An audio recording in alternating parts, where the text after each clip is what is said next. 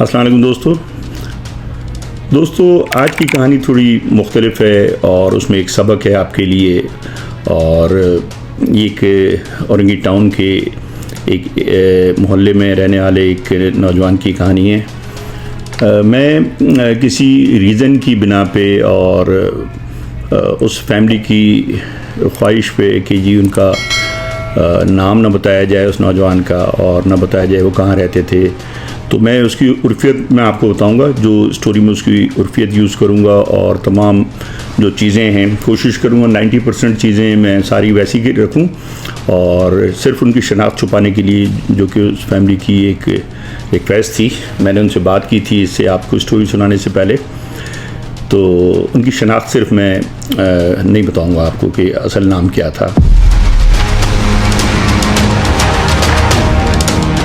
ये कासिम नाम का एक लड़का था जो कि औरंगी टाउन में था और ये 3 भाई थे।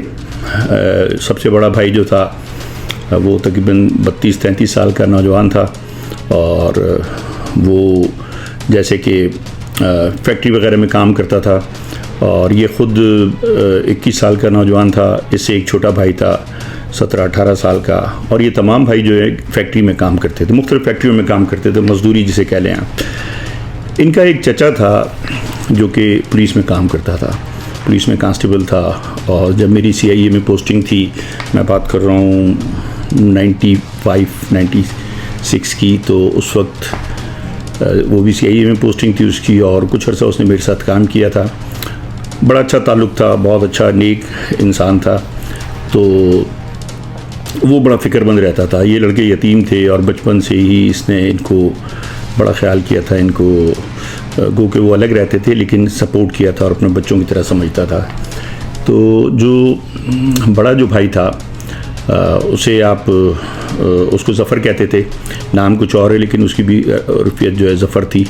तो वो इलाके में जो MQM के जो यूनिट था उसमें भी वो एक कारकुन था यूनिट में और आना जाना रहता था। एक्टिविटीज़ जो जलसे जुलूसों में जाना और प्योर एक सियासी जो एक्टिविटीज़ होती है उसमें हिस्सा लेता था। किसी किस्म की मार धाड़ कोई और गलत एक्टिविटी नहीं थी।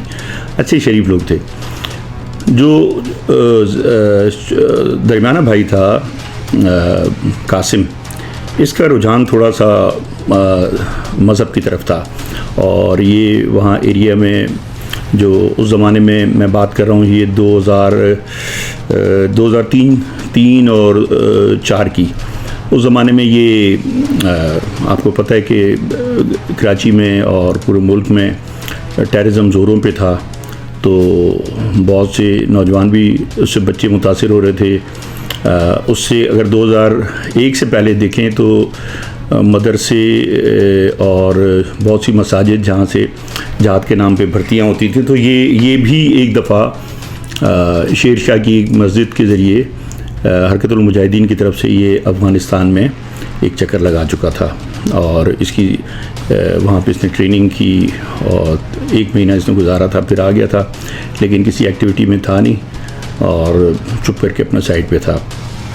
इसका भाई जो था छोटा वाला, वो मज़दूर था, वो पढ़ता भी था और मज़दूरी भी करता था, लेकिन वो किसी किस्म की एक्टिविटी में नहीं था। इसी दौरान होता है ऐसे कि इसका जो बड़ा भाई था ज़फ़र, उसका मर्डर हो गया। ये बात है 2004 की। उसका मर्डर हो जाता है और कातिलों का कोई पता नहीं है। ये उसका मर्डर इस तरीके से होता है कि जब ये अपने जॉब ख़त्म करके मोहल्ले में आ रहा था तो रास्ते में वहीं मोहल्ले में ही किसी ने चलती मोटरसाइकिल से इसको फायरिंग करके इसको मार दिया। ये बहुत बड़ा सदमा था इस फैमिली के लिए और कातिलों का कोई पता नहीं था। ये लड़का जो था उस ज़माने में आपको पता है कि मारा मारी सेक्टेरियन बेस पे भी बहुत हो रही थी। ये लड़का, इसको किसी ने कहा कि जी फैमिली को किसी ने कहा कि जी हो सकता है सेक्टेरियन किलिंग में मारा गया हो। उस ज़माने में औरंगी टाउन में ख़ास तौर पे सेक्टेरियन किलिंग शिया सुन्नी एक दूसरे को जो ग्रुप थे टारगेट कर रहे थे। लेकिन ये तो इसको कौन टारगेट करता है, ये तो कोई अहमियत ही नहीं थी इसकी, मज़दूर था बेचारा। ये इसका जो चचा था उसको उसका नाम कुछ और था, लेकिन मैं यहाँ उसको मुनीर के नाम से कहता हूँ, इसलिए कि मुनीर भी उसको कहते थे उर्फी अत्ती। वो मेरे पास आया था इस केस के सिलसिले में, और इसका जो कासिम जो है वो भी इसके साथ आया था। और इन्होंने मुझसे ये रिक्वेस्ट की थी कि देखें, अगर कुछ सेक्टेरियन किलिंग है या कुछ, अगर आपके पास कोई इन्फॉर्मेशन है तो हमें ज़रूर बताइएगा। तो उन दोनों हम काम कर रहे थे सेक्टेरियन ग्रुप्स के ऊपर। तो बड़ी कोशिश की मैंने भी, और मैंने इनके साथ राब्ते में भी था। कासिम आता भी था कभी कभी मेरे पास, और इसका मुझे बैकग्राउंड पता था कि अफ़गानिस्तान से होके आया है। बहरहाल फिर एक दिन मेरे पास दोनों आए, चाचा भतीजा।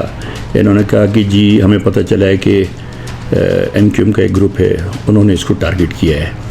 अच्छा जी, तो मैंने कहा ये इन्फॉर्मेशन मतलब कैसे तुम्हें लगता है कि इसमें दम है, हो सकता है किसी ने गलत बताया।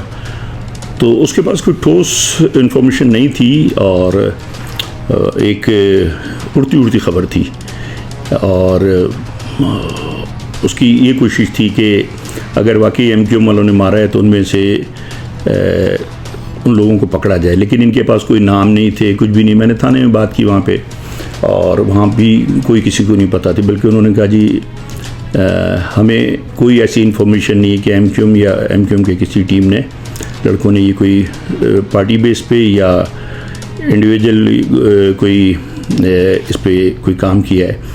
तो कोई चीज़ कंफर्म नहीं हो रही थी। बहरहाल अब चचा तो मेरे साथ राब्ते में था, लेकिन जो भतीजा आना उसका रुक गया। न फ़ोन पे कभी कभी मुझसे बात करता था, लेकिन आना छोड़ दिया उसने। एक दिन उसके चचा से मैंने पूछा कि यार वो कासिम कहाँ है, तो फ़ोन पे बात हो रही थी मेरी। उसने कहा सर आजकल वो अपने भाई के चक्कर में ना बहुत गुस्से में है, और उसको शक है कि ये MQM के लड़कों ने मारा है, तो उसको बहुत गुस्सा है। और वो कहता है कि पुलिस ने इनको पकड़ा नहीं, और पुलिस को नहीं पता चल रहा, मैं अपने तौर पे पता करूँगा और मैं नहीं छोड़ूंगा इनको। तो चूँकि उसका सर्कल था, एक जादी नेटवर्क था, ये उन लड़कों से राब्ते में भी था। तो बकौल इसके चचा के कि वो सिपा साहबा के लड़कों के साथ उठना बैठना शुरू हो गया, और सिपा साहबा के लड़कों के साथ और हरकतुल मुजाहिदीन के लड़कों के साथ इसका रब्ता था। तो एक दिन मुझे कॉल आती है मुनीर की, उसके चचा की, और वो कहता है कि जी आपको इत्तला देनी थी कि कासिम अचानक घर छोड़ के कहीं चला गया है। अच्छा जी, कहाँ गया है, किसको बताया है उसने? तो उसने कहा कि जी वो कोई पता नहीं है, और लगता है कि वो ये जहादी लड़कों के साथ कहीं निकल गया है। और फिर उसने पूरी डिटेल बताई कि जी वो उसके जो नज़रियात थे वो ये थे कि जी कोई पुलिस या कोई इदारा ताउन नहीं कर रहा, कोई उनको इन्फॉर्मेशन नहीं मिल रही, तो मैं अपने तौर पे करूँगा। इस सिलसिले में वो जहादी सेटअप के साथ जुड़ना चाहता था, ताकि वो अपने भाई का इंतकाम ले सके। और उसके जहन में ये चीज़ बैठ गई थी कि इसको जो मारा है वो MQM के लड़कों ने मारा है। अच्छा जी, बड़ी एक परेशानी वाली बात थी। एक नौजवान लड़का, वो किसी भी ग्रुप के हाथ में यूज़ हो सकता था। तो जो इसका नंबर था, सेल फ़ोन नंबर, उस पर मैंने ट्राई की, नहीं हुआ। फिर लोकेशन वगैरह पता की तो फ़ोन उन सब बंद थे। और आखिरी जो कॉलें उसकी आई थी, वो भी उसने जो फैमिली से बात करता था रूटीन में वो थे, और 1-2 नए नंबर थे। उन नंबरों पे जब दो नंबर थे नए ऐसे, जिस पे इसने फ़ोन बंद करने से पहले इसकी कुछ दिन बात चलती रही है। और जो आखिरी कॉल थी वो नंबर भी वही था जो इससे पिछले 15 दिन में काफ़ी दफ़ा उससे बात हुई थी। तो उन नंबर्स को हमने मॉनिटर करना शुरू किया। उस नंबर पे कॉल वॉल आती नहीं थी इतनी ज़्यादा, और जो जिसके पास भी वो नंबर था, जैसे ये हमने इस नंबर को मॉनिटर करना शुरू किया है, तो उसके बाद बमुश्किल एक आध कॉल हुई होगी। और जो भी मुखातिब था उस पर, उसने एक दफ़ा अपनी फैमिली से बात की, और दूसरी दफ़ा उसने वैसे ही किसी ऑफिस में कॉल की थी, और रूटीन का कोई काम था। 2 कॉलें जब से हमने मॉनिटर करना शुरू किया, 2 कॉलें आई थी। फिर जब उसका पैटर्न चेक किया हमने कि किस तरीके से कौन लोग हैं, उसके बारे में मालूमात की, तो पता चला कि तमाम जो ये 2 नंबर जो खुले थे, दोनों के दोनों नंबर ये मुख्तलिफ शनाख्ती कार्डों पे खुले हुए थे, जो कि जिन लोगों के तक हमने रसाई की तो उन्होंने बताया कि जी हमारे पास ये नंबर नहीं है और हमारा शनाख्ती कार्ड किसी ने यूज़ किया है। तो उससे चलें एक चीज़ तो कन्फर्म हुई कि ये जो भी ये फ़ोन यूज़ कर रहा है वो कोई सीधे लोग नहीं हैं और हो सकता है किसी एक्टिविटी में हो। और उसका चचा भी बता चुका था कासिम का कि भाई ये जहादियों के साथ उठ बैठ रहा है और उसका जो जहन चल रहा है, जिस किस्म की वो बातें कर रहा था, तो वो भी यही थी कि कुछ करना है, भाई का बदला लेना है। बहरहाल हम उसे ढूंढते रहे, ये गायब हो गया। और इसी दौरान महीना 2 महीना निकल गए। इसकी फैमिली के लोग मुझसे राब्ते में भी थे, इसके चचा, और मुसलसल मैं भी उनसे पूछा। मुझे ख़दशा था कि कुछ न कुछ होगा, इसलिए कि कराची में जो टेररिज्म चल रहा था, बम ब्लास्ट, सुसाइड बॉम्बिंग, बहुत सी चीज़ें, नए नए ग्रुप निकले हुए थे, कोई थानों पर अटैक कर रहा था, कोई पुलिस पे, सेक्टेरियन किलिंग अपनी जगह। तो मुझे ख़दशा था कि ये किसी ग्रुप के साथ जुड़ गया तो बहुत कुछ बुरा होने वाला है। बहरहाल मैंने फिर MQM के जो ज़िम्मेदार थे उस एरिए के, रज़ा हैदर, मैंने उनसे बात की और मंजर इमाम से भी बात की मैंने। ये दोनों बाद में फिर MP भी बने, इनसे मेरी बातचीत हुई। तो मैंने इनसे रिक्वेस्ट भी की कि भाई इस किस्म की चीज़ हुई है, मुझे मालूम करके दें। अच्छा, उन्होंने मेरा उन दोनों से अच्छा ताल्लुक़ था, दोनों ने मालूमात की, इधर उधर बहुत कुछ उन्होंने घोड़े दौड़ाए और उन्होंने कहा कि जी इस फैमिली को पहली बात है हम जानते नहीं हैं अच्छे तरीके से, लेकिन जो हमने इधर उधर से पता किया है, हमारे कोई भी ऐसे लड़के नहीं हैं, पार्टी की पॉलिसी ऐसी नहीं है इस वक्त कि कोई टारगेट किलिंग जिसमें ये नौजवान मारा गया हो, ऐसी कोई भी एक्टिविटी हमारे लड़कों की नहीं है। उन्होंने जो भी मुझे कहा मैंने उनकी बात पे यकीन किया, इसलिए कि मैं समझता हूँ कि वो मुझसे सच बात कर रहे थे।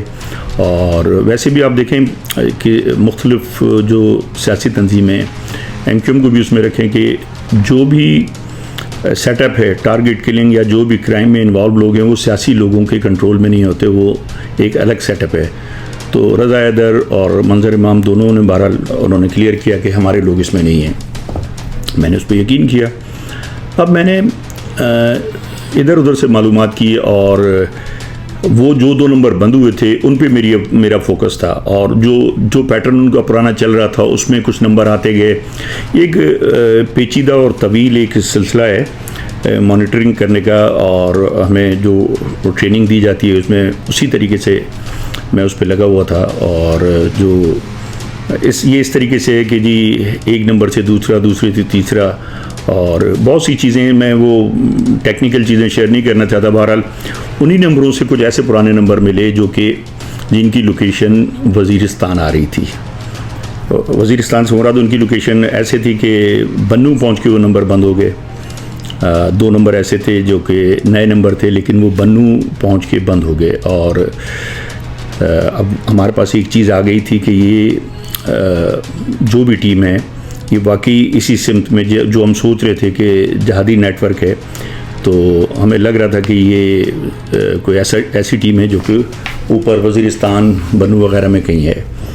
तो सिलसिला चलता रहा।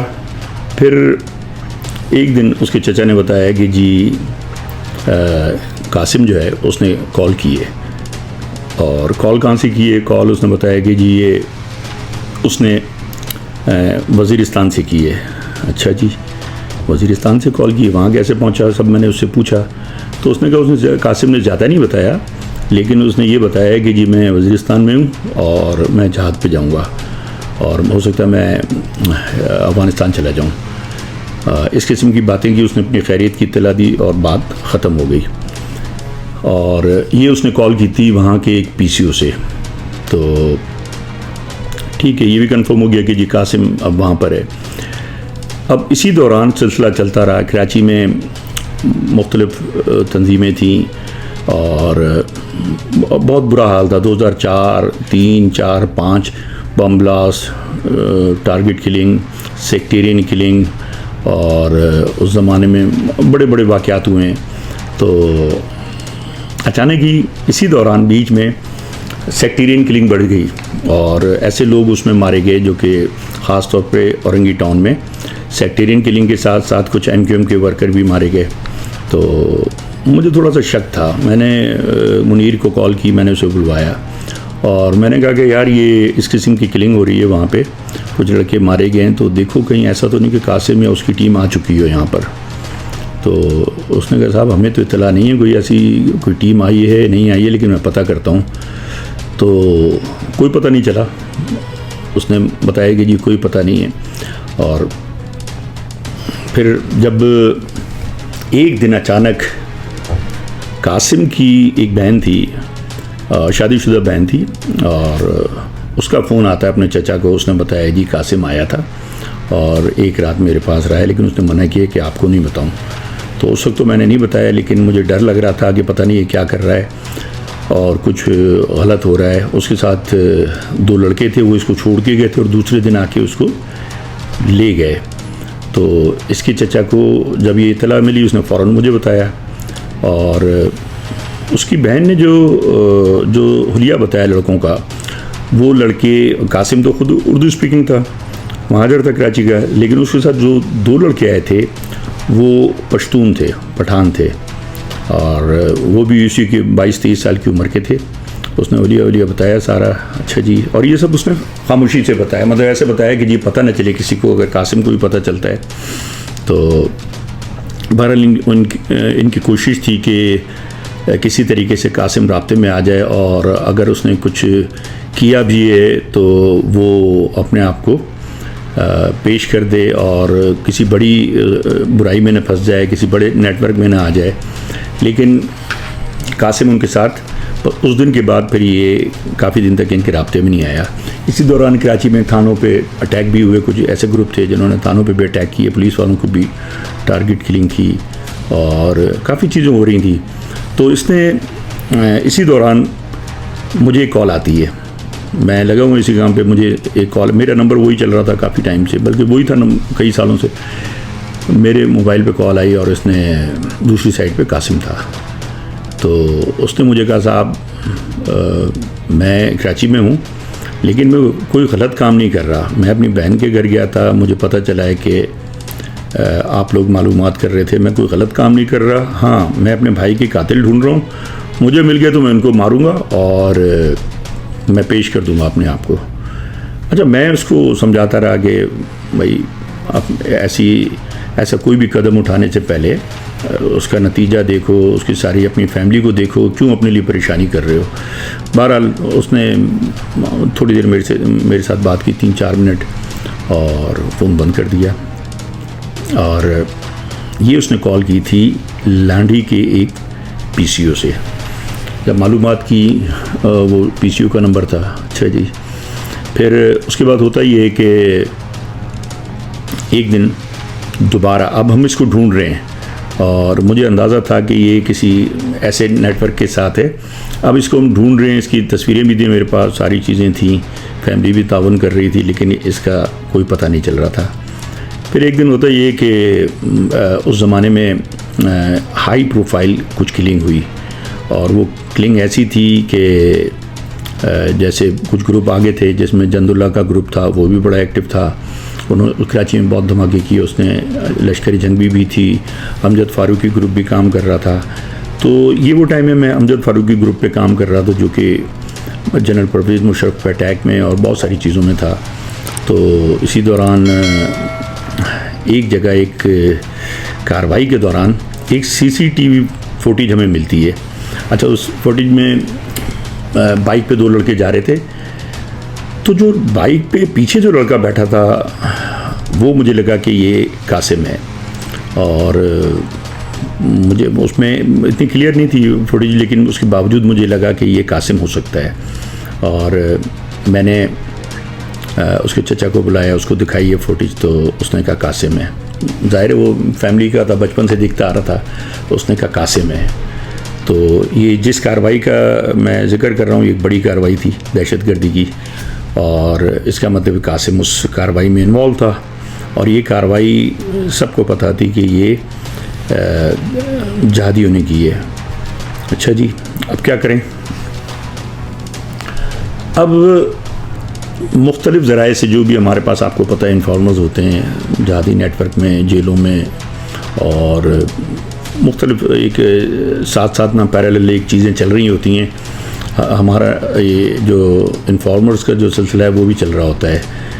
तो उसी दौरान मेरे पास एक इन्फॉर्मर था मेरा एक पुराना, वो एक जादी नेटवर्क का था हिस्सा। उसने मुझे बताया कि जी कुछ लोग हैं कराची में जो कि पुलिस ट्रेनिंग सेंटर पे अटैक करना चाहते हैं। तो बड़ी ख़बर थी, बहुत बड़ी बात थी। मैंने कहा ठीक है, मुझे आप इस पे काम करो और मुझे बताओ जो भी हो सकता है, इसलिए कि लेकिन ख़तरनाक चीज़ ऐसी थी कि ये फ़ौरन होने वाला काम था, किसी वक्त भी वो कर सकते थे। तो मैंने उसको कहा, उससे पूछा कि नेटवर्क कौन सा है। उसने मुझे कुछ लोगों के नाम बताए, लेकिन उसमें एक लड़के का उसने मुझे ज़िक्र किया। मैंने उसको वो फुटेज दिखाई कासिम की, उसने शनाख्त किया ये भी है, लेकिन उसने नाम इसका कुछ और बताया। अच्छा जी, इसका मतलब है इसका ग्रुप भी हमारे पास आ गया कि किस ग्रुप में है। और हमने अब हमारे पास एक लाइन आ चुकी थी, ऐसा नहीं था कि अब हम अंधेरे में थे, हमें समझ आ चुकी थी कि कासिम एक जहादी नेटवर्क के साथ काम कर रहा है जो कि कराची में ऑलरेडी कार्रवाइयाँ कर चुका है। तो अब उसमें ये किया कि इन्फॉर्मर ने मुझे कंफर्म कर दिया कि ये कासिम है। उसने देखा, उसने बोला यही वो लड़का है। अच्छा जी। उसके बाद जब इन्फॉर्मर की कंफर्मेशन भी आ गई, उसके चचा ने भी कर लिया, तो हमारे पास काफ़ी चीज़ें सीधी हो गई। अब उसी नेटवर्क का एक लड़का इत्तफाक से किसी थाने में पकड़ा गया। पुलिस की चेकिंग में जैसे पकड़े जाते हैं, तो वो लड़का वेपन लेके जा रहा था, पिकेट पे पुलिस वाले थे, उन्होंने रोका, पकड़ लिया। और जब पकड़ा तो उसने मज़ामत की, फायर वायर की, लेकिन पुलिस ने उसको पकड़ लिया ज़ख्मी हालत में। उसको गोली भी लगी उसको ज़ख्मी हालत में। जब हॉस्पिटल ले गए तो मैंने अपनी टीम भेजी वहाँ पे, और लोकल पुलिस को जो शक हुआ कि शायद ये कोई आम क्रिमिनल तो है नहीं, और ये कोई हाई प्रोफाइल क्रिमिनल हो सकता है, नेटवर्क का हिस्सा हो सकता है। मैंने अपनी टीम भेजी, तो जब हमारे CID के लोग गए, उन्होंने जाके उससे इंटरोगेशन की, तो अंदाज़ा हुआ कि ये कोई किसी नेटवर्क का हिस्सा है। वो सीधी बात नहीं कर रहा था उस वक्त।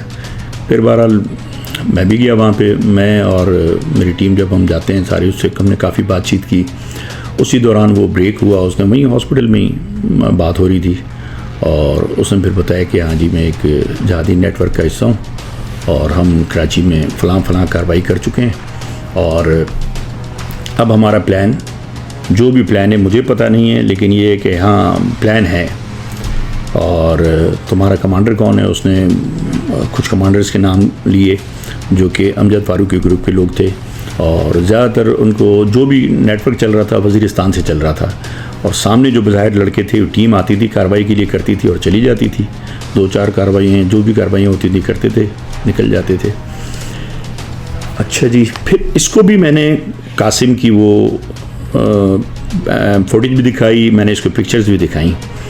तो इसने भी कंफर्म किया, और इसने कहा कि हाँ जी ये हमारे नेटवर्क का हिस्सा है।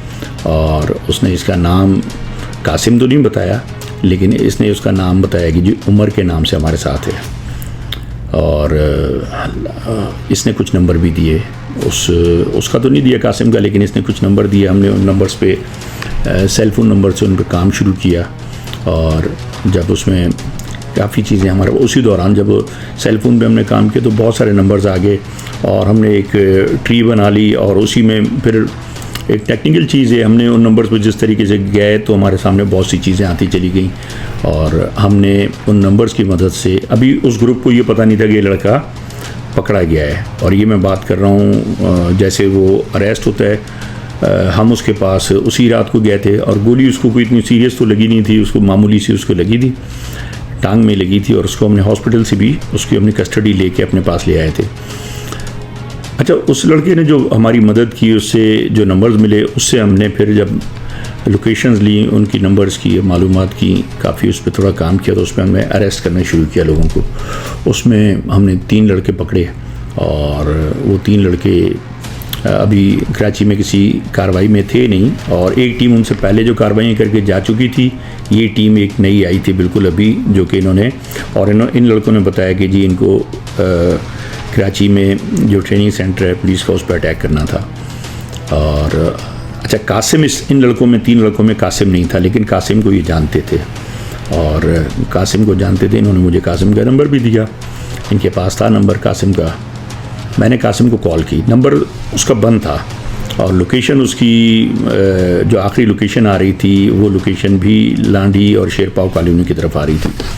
तो अब इसको हम ढूंढते रहे, लेकिन इसका नंबर खुलता था, बंद हो जाता था। और ज़्यादातर जैसे नंबर खुल रहा था, ट्रैवलिंग में होता था ये।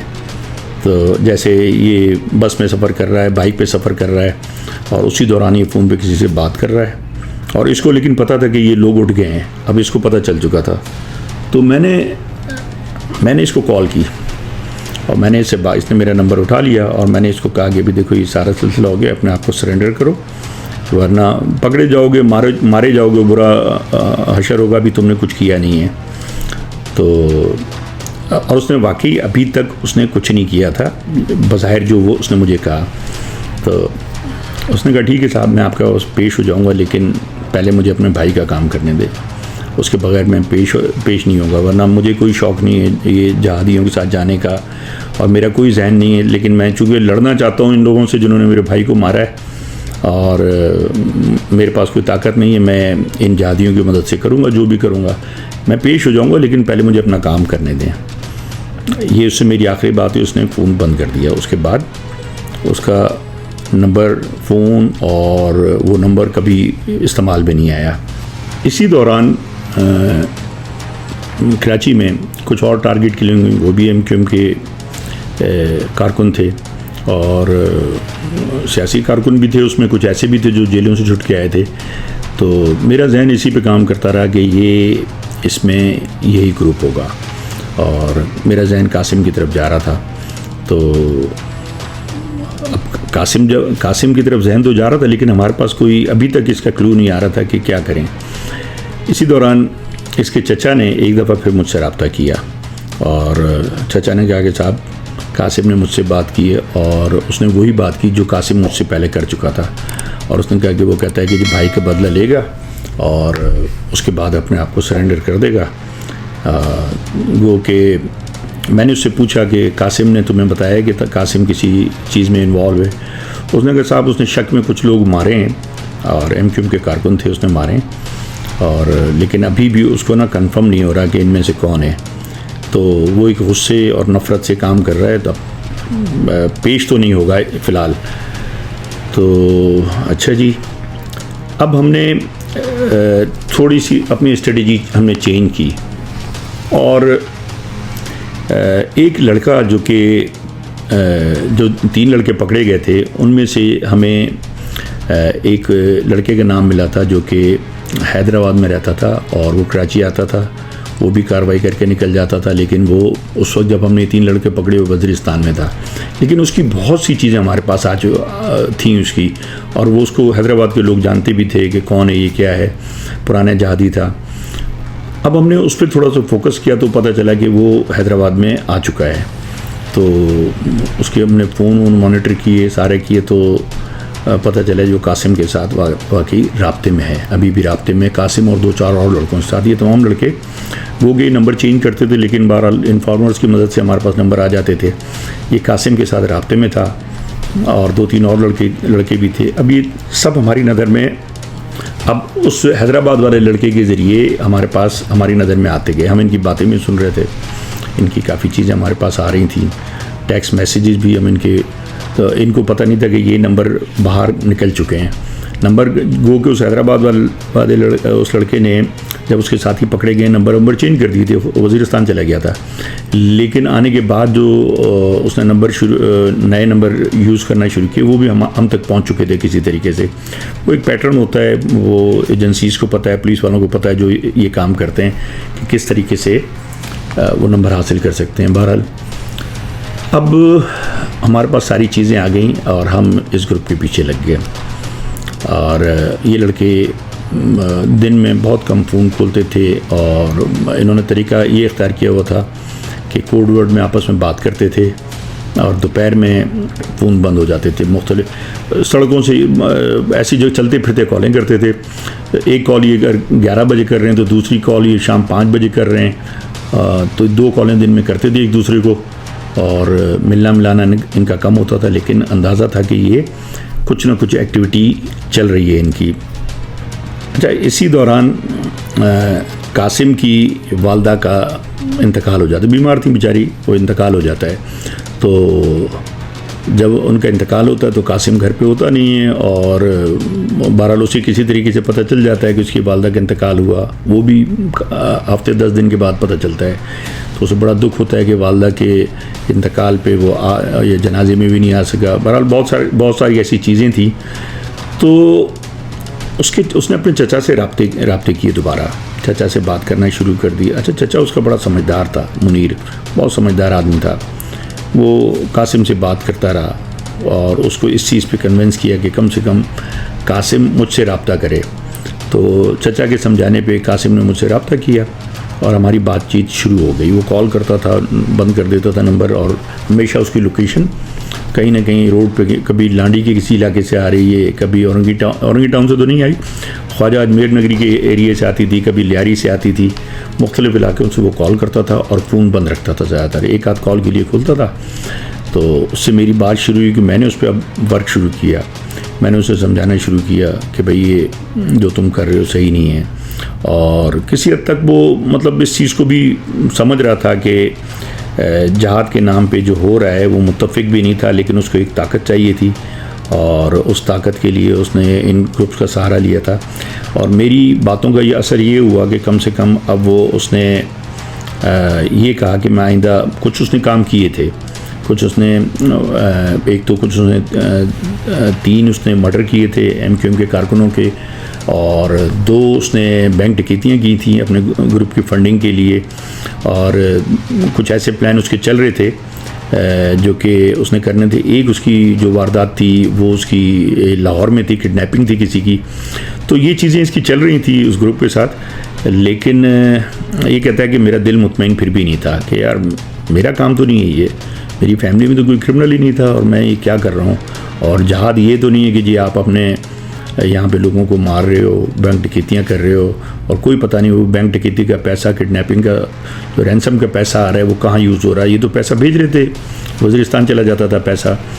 तो दिल इसका मुतमईन नहीं था। फिर ये अपने चचा से इसकी बात हुई, जब मुझसे बात हुई तो हम तो ट्रेन थे इस चीज़ के लिए कि जी कैसे हमने बात करनी है, कैसे उसको समझाना है।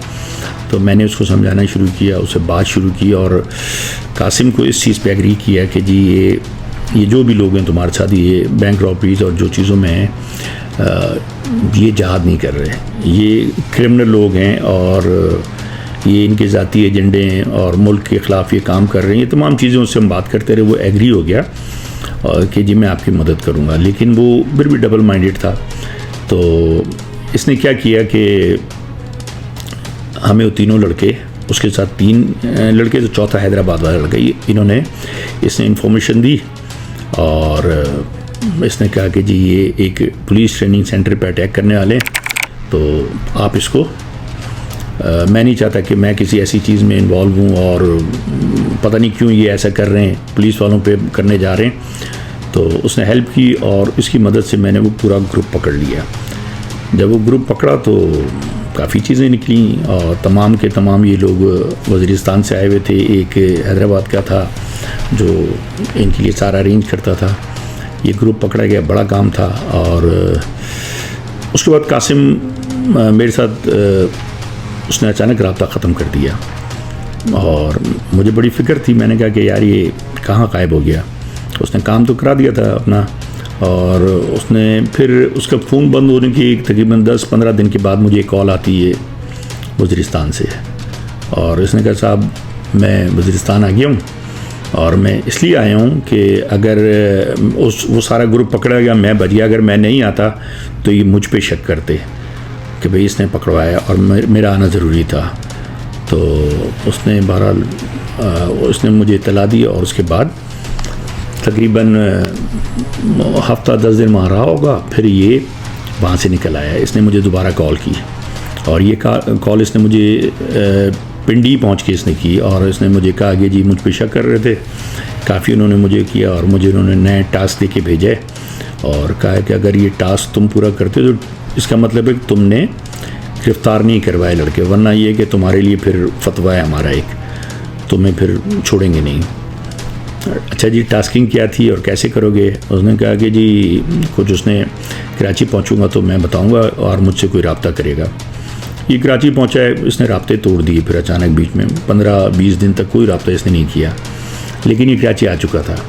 यहाँ अब इसके साथ जो टीम राब्ते में थी वो सोहराब रोड पे रहती थी, मतलब उस एरिया में इससे मिलते थे, और वो सोहराब रोड के उस एरिया में मिलते थे कि जहाँ पे हमारा रेकी करना और सारी चीज़ें अपनी नज़र में रखना थोड़ा सा मुश्किल था। वहाँ पे तालिबान का होल्ड था, फ्रीली मूवमेंट जो भी होती थी नज़र में आ जाती थी, और पुलिस वाले जाते थे हमेशा वहाँ, पुलिस वालों पे अटैक भी हुए, काफ़ी बुरा टाइम था वहाँ पे। तो हम लोग सिर्फ उसी वक्त जाते थे जब हमें ऑपरेशन करना होता था, लेकिन हम रेकी नहीं कर पाते थे वहाँ, वो फिर प्राइवेट लोगों की मदद से, इन्फॉर्मर्स की मदद से कर रहे होते थे। तो कासिम जो था उस ग्रुप से वहीं मिलता रहा, और वहाँ पर जब इसे बताया गया कि अब नई टास्किंग जो है वो ये है कि जी आपने एक ग्रुप बनाना है, और वो आपके अपने वसाइल से 1-2 लड़के जो वहाँ से आएंगे वज़ीरिस्तान से, वो इनके साथ होंगे, बाकी कासिम ने अरेंज करने, और इन्होंने हाई प्रोफाइल कोई टारगेट थे इन्होंने वो करने थे, और टारगेट किलिंग थी हाई प्रोफाइल किस्म की। अच्छा जी, अब कासिम करना भी नहीं चाहता था, लेकिन इनके साथ राब्ते में भी था, और उसने मुझे कॉल की, फिर इसने मुझे बताया कि जी इस तरीके से प्लान बनाए और मैं क्या करूं। तो मैंने कहा तुम इनको गिरफ़्तार करवाओ, या अगर गिरफ़्तार नहीं करवा सकते तो तुम अपने आप को सरेंडर कर दो, ख़त्म करो। मुझे पता था कि ये मारा जाएगा, इसलिए कि इन्फॉर्मर्स कभी इन्फॉर्मर्स के लिए उस सेटअप में कोई माफ़ी की गुंजाइश ही नहीं थी। पहले बहुत सारे लोग ऐसे मारे गए थे, तो मुझे डर था। मैं कासिम को समझाता रहा, लेकिन कासिम अभी भी सरेंडर नहीं करना चाहता था, और काम करवा रहा था, काम मुझे करवा रहा था, और लेकिन उसके जहन में वो चीज़ फंसी हुई थी कि वो कोई ऐसा मौका लगे कि वो अपने भाई के कातिलों का बंदोबस्त करे, और उस सिलसिले में भी उससे कुछ नहीं हो रहा था, उसको कुछ इन्फॉर्मेशन नहीं थी, और जो उसके दिल में एक वहम डाल दिया था किसी ने, तो वो उसके जहन में चल रहा था। और मैंने उससे कहा भी कि भाई तुम क्या करना चाहते हो, मुझे बताओ ताकि मुझे पता चले। तो उसने कहा कि जी मैं देख रहा हूँ और मैं अपनी इन्वेस्टिगेशन कर रहा हूँ, मेरे अपने ज़राए हैं, अगर मुझे जब भी पता चला मैं भाई का बदला लूँगा। लेकिन उसके दिल में जिसने भी वहम डाला था वो वहम पक्का हो चुका था, और उसके अपने प्लान थे कि जी MQM के लड़कों को औरंगी टाउन में उसने टारगेट करना था। इसी दौरान इस ग्रुप का जो कमांडर था अमजद फारूकी, वो नवाब शाह में इनकाउंटर में मारा जाता है, दूसरे लोग भी मारे गए, आसिम गफूर मारा गया उससे पहले, और कुछ और लड़के थे इनके हाई प्रोफाइल अरेस्ट हो गए, कुछ मारे गए। तो ये भी उसी ग्रुप से ताल्लुक़ था इसका। कासिम ने अब जो सेटअप सोहराब रोड पे जो लड़कों का सेटअप था उसके साथ मिलके इन्होंने किडनैपिंग की। एक बिजनेसमैन था कराची का, उसको किडनैप किया और इन्होंने अपनी कस्टडी में रखा हुआ था। उससे पैसे ऐसे मांग रहे थे और ठीक ठाक रकम मांग रहे थे। अब पैसे वाली डीलिंग तमाम वो दूसरा ग्रुप कर रहा था, ये सिर्फ उनके साथ किडनैपिंग में था। और इससे अभी कोई लोकल लड़का इसके साथ उसमें अटैच नहीं था, ये अरेंज नहीं कर पाया था। तो उन्होंने जो वज़ीरिस्तान से टीम आई थी वो और उसके साथ जो सोहराब रोड के 2 लड़के थे उन्होंने ये मिलकर सारा काम किया था। और अब इसने मुझे बताया कि जी ये हमारे पास है और हमने किडनैप किया। अब आगे वो जाने, उनका काम जाने, मेरा इतना ही काम था। अच्छा, मैं इसको समझा रहा हूँ, मैं चाह रहा था कि ये उस ग्रुप को पकड़वा दे, बेशक कार्रवाई के दौरान पकड़वाए, बेशक कहीं से बुला के पकड़वा दे, लेकिन ये आगे न बढ़े, इसलिए कि ये ग्रुप बहुत डेंजरस ग्रुप था। और मुझे पता था कि अमजद फारूकी के मारे के जाने के बाद ये ग्रुप ज़रूर कुछ ना कुछ बड़ी कार्रवाई करेगा। तो मैंने इससे इस खदशे का इजहार भी किया। मैंने इसे कहा कि भी देखो ये ग्रुप ज़रूर कुछ ना कुछ करेगा, तो उससे पहले या तो तुम इन्हें पकड़वा दो या फिर अलग हो जाओ, कुछ अपने आप को सरेंडर करा दो, वरना कुछ बड़ी कार्रवाई में शामिल हो जाओगे तुम। तो उसने कहा नहीं जी, मैं बड़ी कार्रवाई में तो इन्वॉल्व नहीं होऊंगा, लेकिन मैं आपको इन्फॉर्म करता रहूँगा कि ये क्या करने जा रहे हैं। तो और हुआ भी ऐसे ही। जब ये ग्रुप, इन्होंने उस ताजिर को पैसे लेके इन्होंने छोड़ा और अब इनका प्लान था, बड़ी एक किडनैपिंग इनके जहन में थी, एक सियासी शख्सियत थी, उसको किडनैप करना चाहते थे। तो वो पूरा प्लान बन चुका था। इनके साथ लोकल उनके अलग एक टीम थी जो लोकल लड़के काम कर रहे थे, जो कि कासिम को उसका इल्म नहीं था। लेकिन जब ये पूरा प्लान बन गया और ये किडनैपिंग के लिए जा रहे थे तो कासिम ने मुझे उनके लिए इंफॉर्मेशन देना शुरू कर दी थी और मुझे बता दिया था। तो कासिम अलग बाइक पे था एक और लड़के के साथ, और एक कार में 3 लड़के और थे जो जा रहे थे किडनैपिंग के लिए। हमने इनको उस वक्त पकड़ा जब ये किडनैपिंग के लिए जा रहे थे, लेकिन इनके पास बड़े वेपन नहीं थे, इनके पास पिस्टल थे। और हमने कासिम की इंफॉर्मेशन पे इनको जी रास्ते से सोराब रोड से जो एदी सेंटर की तरफ आते हैं, हमने इनको वहीं मौके पे ही घेर के पकड़ लिया। तमाम लोगों को पकड़ लिया। ये ऊपर से आए हुए लोग थे वज़ीरिस्तान से और काफ़ी चीज़ों में थे। वहाँ फ़ौज पे अटैक थे, पुलिस पे, और जो कबायली जो सरदार थे उन पर अटैक, बहुत सारी चीज़ों में थे। अफ़गानिस्तान में लड़ चुके थे, कराची में भी कार्रवाइयाँ थी। अच्छा, जो कासिम और उसके साथ एक और लड़का था वो उसमें से भाग गए। तो जो कासिम के साथ लड़का था उसे नहीं पता था कि कासिम हमें सारी इन्फॉर्मेशन दे चुका है, सारे राउट हमें बता चुका है किस तरीके से ये इनको हमने पकड़ना है। वो हमने पकड़ लिया, कासिम निकल गया वहाँ से। अब जब ये ग्रुप पकड़ा गया तो ऊपर जो वज़ीरिस्तान में जो टीम बैठी थी उसको अंदाज़ा हो गया कोई गड़बड़ है। ऐसा नहीं हो सकता कि हर दफ़ा कासिम बच जाए और दूसरे लोग पकड़े जाएं। तो उन्होंने अब जो उनकी बात, हमारे पास नंबर तो उनके भी थे, अब इन्फॉर्मल भी थे, हमारे पास जो इत्तलात आ रही थी उसमें ये पता चल रहा था कि ये किसी वक्त भी ये कासिम जाएगा, उसको बुला के, इसको धोखे से ये बुला के इसको मार देंगे, और अगर ये नहीं गया तो इसको कराची में मार देंगे। तो कासिम से मेरी फ़ोन पे बात हुई, मैंने उसे समझाया, मैंने कहा कि देखो अगर तुम जाओगे तुम्हें मुखबरी के शुबे में ये मार देंगे और तुम्हें जाना नहीं चाहिए। लेकिन ओवर कॉन्फिडेंस था उसको इतना ज़्यादा, उसने कहा नहीं जी मैंने थोड़ी पकड़वाया इस तरीके से खुले, किसी को कोई सोच भी नहीं सकता, और मुझे जाने दें, कुछ नहीं होगा। लेकिन मैं उसके सख्त ख़िलाफ़ था। मैंने उसको बहुत कोशिश की रोकने की, लेकिन आपको पता है जो मैंने पहले बताया है, वो हमेशा बात करके जब वो फ़ोन अचानक बंद करके कई दिन तक गायब हो जाता था। मैंने उससे बड़ी कोशिश की, उसके चचा को भी कहा, लेकिन कासिम ने फ़ोन बंद कर दिए और ये निकल गया। आखिरी इसकी मुझे कॉल आई जब ये बन्नू पहुंचा है, तो बन्नू से इसने मुझे कॉल की और मुझे इसने कहा कि जी मैं यहाँ आ गया हूँ और आप बेफिक्र रहें, मेरी बातचीत चल रही है, कोई शक नहीं हुआ इनको, कुछ भी ऐसा नहीं है, और मेरी बातचीत चल रही है इन लोगों से, अपने कमांडर से, और आप बेफिक्र रहें, कुछ भी नहीं होगा। और इसका राब्ता वहाँ पे इलियास कश्मीरी ग्रुप से भी था। अमजद फारूकी ग्रुप तो तकरीबन फारिग हो रहा था, लेकिन इलियास कश्मीरी वाले वहीं पे थे, मीरान शाह। तो इसने कहा कि जी मैं वहाँ जा रहा हूँ, मेरी बातचीत हो चुकी है, कुछ भी नहीं होगा और कोई शक नहीं है, कुछ नहीं है। अब यहाँ से मुझे नई टीम देंगे, टास्किंग होगी तो मैं आपको वो बताऊँगा। बहरहाल मैंने उस वक्त भी उसको मना किया कि मत करो, तुम मारे जाओगे। लेकिन ये गया जनाब, और ये गया और फिर इसका राब्ता ख़त्म हो गया, कोई राब्ता नहीं था इसका मेरे साथ। और फिर अचानक एक दिन मुझे एक कॉल आती है, और वो कॉल भी आती है वज़ीरिस्तान के नंबर से, मीरान शाह से, और उसमें मुझे जिसने बात की मुझसे, उसने बड़ी तमीज़ से बात करते थे। उसने कहा हज़रत आपके लिए एक तोहफ़ा भेज रहे हैं और जब मिल जाए तो बताइएगा।